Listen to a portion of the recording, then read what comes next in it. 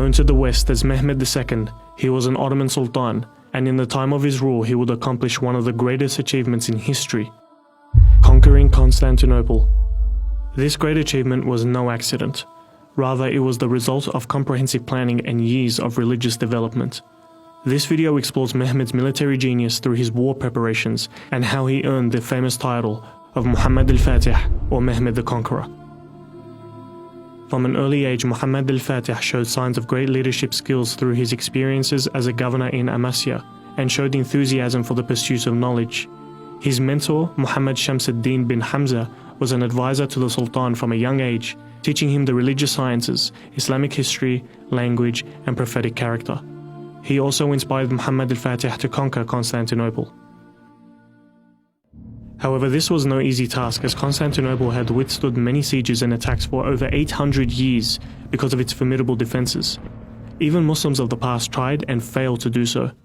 What set Muhammad Alfatih apart from his predecessors is his genius pre-war strategy.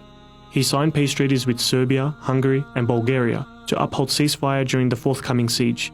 He even increased taxes on sovereign states and regulated the trading sector to secure a war fund.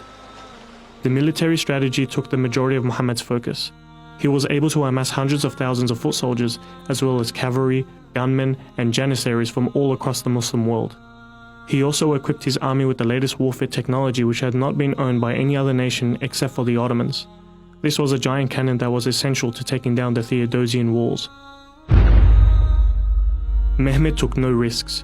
He would sketch his strategies on maps with great care, with some reports stating that he took usually several days to complete his plans, spotting any flaws and weaknesses. He analyzed previous sieges on Constantinople, trying to understand their flawed tactics. The majority of leaders used land strategies to try and capture the city.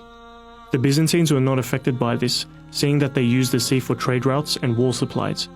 To bypass this issue, he positioned his foot soldiers and cavalrymen on land, while his navy was stationed at the sea to barricade the ships carrying aid and war supplies from other Christian nations. And so on the 6th of April, 1453, the siege of Constantinople had begun. Wave after wave, the Ottomans attacked the city. Their massive cannons blasted the Theodosian walls, but with little effect, as they were inaccurate and required 3 hours to reload, giving the Byzantines enough time to rebuild the damage.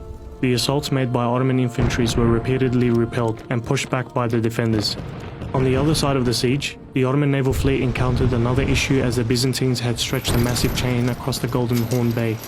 This prevented the Ottoman navy from attacking the walls from the sea. All these problems were troubling Mehmed.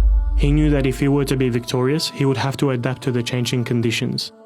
Muhammad Alfatih ordered the construction of a road of greased logs to drag his ships over the hill into the Golden Horn, bypassing the chain barrier.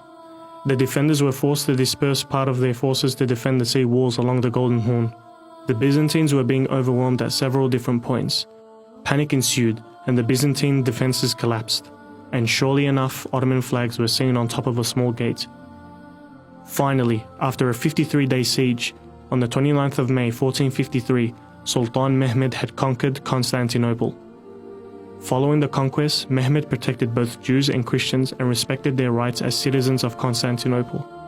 By conquering this great city, the Sultan had established a new frontier for the spread of Islam in the West, having lasting impacts on the world until today.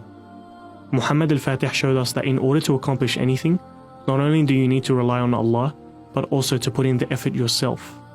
May we learn from his achievements, and may Allah bless his noble Sultan.